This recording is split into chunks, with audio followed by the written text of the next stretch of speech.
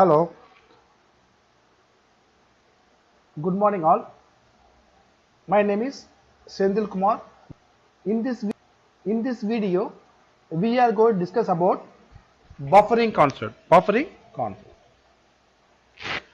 So our goal of this video, understanding the concept of buffering, use of buffering, and what are types of buffering. What is mean by buffering? Buffering used to store some values temporarily in buffer. So we can store some values temporarily in application layer, nothing but RAM. What is the use of buffering? It is used to avoid number of hits to the database table. So we no need to refer every time for database table. That's the reason we'll go for buffering concept. What are the types of buffering? We are having three types of buffering. One is single record buffering. Next one is generic area buffering. The third one is fully buffering. So we are having three types of buffering in database table. Single record buffering. What is single record buffering?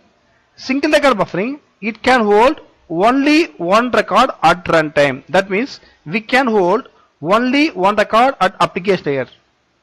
So normally the buffering concept is to use the record frequently. That's the reason we are using.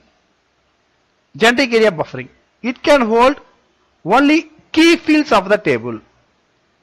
We can specify the key fields while creating generic area buffering. The third one is fully buffering. It can hold entire database table content. So it can hold entire database table contents.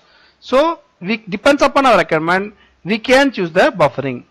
So we have three types of buffering: single record buffering, generic area buffering, and fully buffering.